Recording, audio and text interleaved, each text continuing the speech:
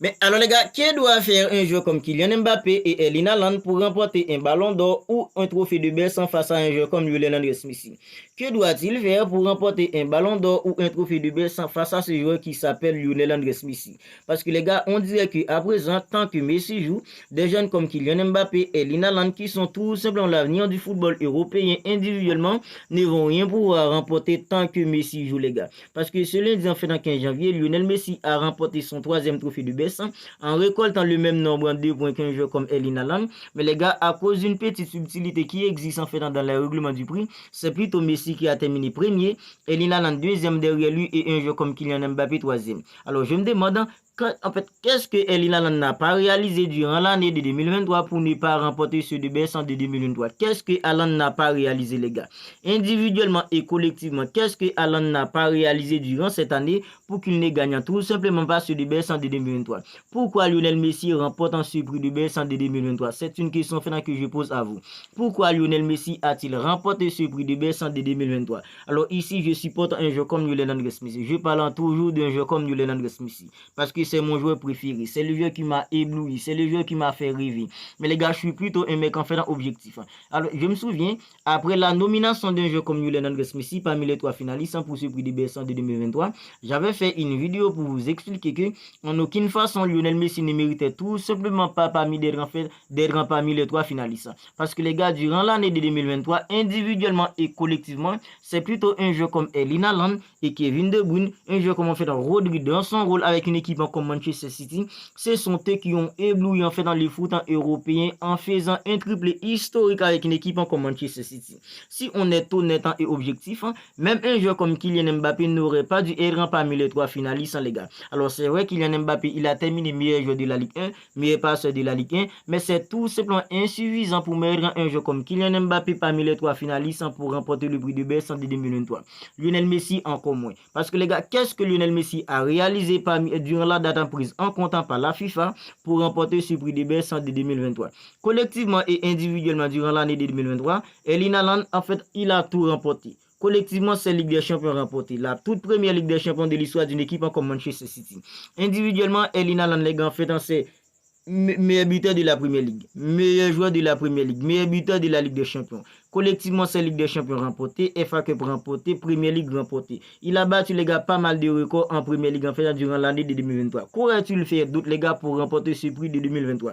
Qu'est-ce qu'il n'a pas réalisé durant l'année de 2023 pour ne pas remporter ce de Besson de 2023? Même si Lionel Messi était parmi les 3 finalistes, même si Kylian Mbappé était parmi les 3 finalistes, je pense que c'est plutôt un joueur comme Erling Haaland qui allait pouvoir remporter ce de Besson de 2023. Parce que Erling Haaland, il a tout remporté pour la roi les gars. Mais puisque marketing parlant, Messi apportant toujours un petit quelque chose, et en fait Kylian Mbappé c'est la même chose parce qu'aujourd'hui Kylian Mbappé en termes de marque il monte petit à petit en puissance dans le monde du football. Voilà pourquoi Lionel Messi était parmi les 3 finalistes, Kylian Mbappé la même chose pardon. Mais même si Kylian Mbappé était là, même si Messi était là, pourquoi c'est Lionel Messi qui a remporté en fait ce prix de Besson de 2023? Qu'a-t-il réalisé durant l'année de 2023, durant la date prise en comptant par la FIFA pour que les votants en fait l'ont voté et qu'il remporte en fait ce prix de Besson? Moi, je me demande quand est-ce que les votants vont arrêter de voter un joueur comme Lionel Andrés Messi. Parce que les gars, alors, c'est vrai en fait Lionel Messi ne méritait tout simplement pas d'être là. Lionel Messi ne méritait tout simplement pas de remporter ce prix de Besson de 2023. Mais est-ce que c'est la faute de Lionel Messi? Je crois pas. Parce que les gars, Lionel Messi, il a rien demandé. C'est vrai, il y a beaucoup de gens qui disent que Lionel Messi en fait dans la FIFA lui fait toujours fait dans des cadeaux. Mais est-ce que c'est la FIFA qui vote en Lionel Messi? Ce sont les votants qu'on doit tout simplement blâmer. S'il y a une personne qu'on doit blâmer, ce sont les votants les gars. Parce que ce sont eux qui votent toujours un joueur comme Lionel Andrés Messi. Moi, je me demande pourquoi un capitaine en fait d'une équipe a voté Messi sur un joueur comme comme Erling Haaland.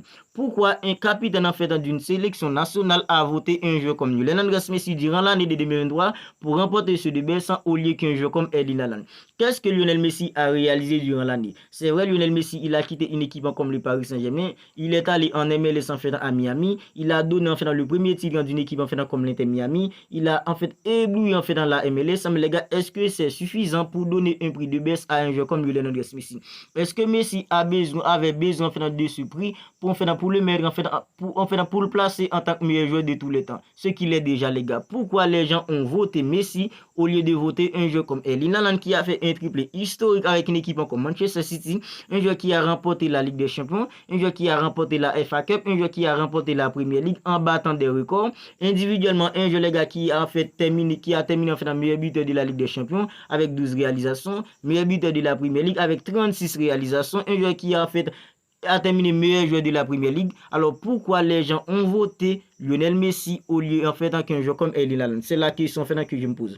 Pourquoi c'est Lionel Messi qui a remporté ce prix? Moi je me demande, est-ce que les votants ne vont pas finir par rendre compte que Lionel Messi, c'est vrai, c'est le meilleur joueur de tous les temps, c'est vrai, ce qu'il a réalisé dans le monde du football, c'est plutôt en fait éblouissant, il a tout accompli en tant que footballeur, mais aujourd'hui les votants doivent tout simplement comprendre que Lionel Messi, les gars, il n'a pas besoin en fait d'être en fait élu meilleur joueur FIFA de l'année pour être le meilleur joueur de l'histoire, pour être le meilleur joueur de tous les temps. Erling Haaland, c'est plutôt en fait un crime qu'un joueur comme Erling Haaland n'a pas remporté ce DBS en 2023. Parce que Erling Haaland, il a tout réalisé collectivement et individuellement. Voilà l'injustice en fait que les votants ont commis en votant un joueur comme Lionel Messi sur un joueur comme Erling Haaland. Ben voilà.